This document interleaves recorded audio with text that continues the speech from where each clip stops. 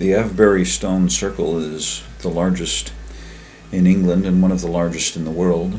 It dates to around 2600 to 2100 BC and is contemporary with the more famous Stonehenge, although the Avebury circle is larger than Stonehenge. Here you can see the huge extent of the stone circle, the large size of the stones, as well as the ditch and mound that they built surrounding the entire complex. The ditch is about 20 feet deep and the surrounding embankment about 20 feet high as well. The diameter of the ditch is 1,100 feet.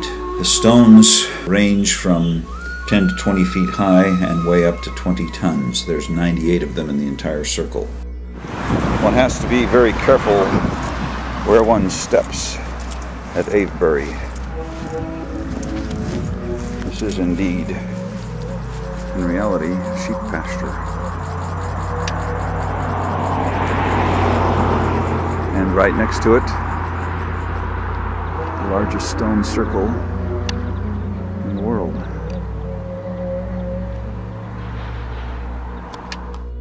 The exact purpose of the Avebury stone circle is not known for certain, but it's generally assumed that it is associated as a ritual center where people from the surrounding countryside would gather together on a seasonal basis for pilgrimage, worship, communal activities, perhaps exchange. And also it's generally assumed that it had some type of calendrical association, that the stones were arranged in such a way that they would align with the rising of the sun on particular days. There are also inner circles of stones and a monumental sacred way leading into the complex through two giant stones that mark the portal.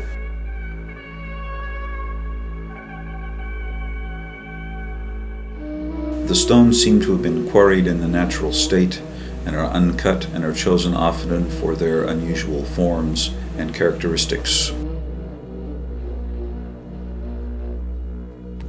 Well, I think I'm off the beaten tourist trail this time. This is the path that leads down to Silbury Hill and also to the Barrow. Here we are coming out of the forest, and there's Silbury Hill. It's a man-made earthen mound, burial mound, about 2/3 the height of the pyramids, possibly higher originally, but it's having slumped. Its exact purpose is unknown. It's been excavated, but no tomb has been found. Some people think it might have had a temple or something on top. The West Kennet Barrow is a burial mound in long, narrow shape, faced with monumental stones as memorial markers, and with interior chambers built out of stone covered with earth.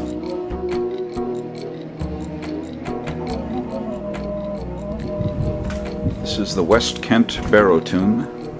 It's the largest Neolithic tomb in southern England.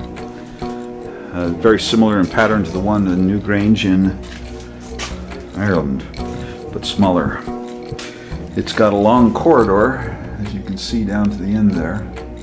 The entire thing is constructed of what they call sarsens, which are standing stones. So in a sense it's a little mini Stonehenge or Avebury. You can see out front there were lots of these large stones forming a memorial monument out front, and then the structure itself is composed of these stones. It's got a number of side chambers. These chambers had either burials or sometimes offerings. There were 46 people buried here over the course of 1,000 years. It was probably a burial place for a particular clan, a lineage, royal or priestly, we don't know. This is probably pre-Druid times. Here's some type of offering stone, and you can see this Avebury complex is a site favored by the neo-pagan movement, and there's a whole bunch of offerings left by neo-pagans that have come here. You can see this person left some grain. But this is an offering stone. Maybe had grave goods, maybe had burials in these side chambers here. There's another one on this side. They're all empty now. They've been excavated back in the 1950s, I think. And then here you've got the main chamber. And again, you've got a whole bunch of neo-pagan offerings. So this site has reverted back to a pagan shrine after over 3,000 years. There's a little feather somebody left. You can see there, somebody left some flowers. There, somebody put a candle, little type of offering, more grain. And up here, you've got some woven grain bands, and it looks like laurel or something like that. I think I've planned my career change.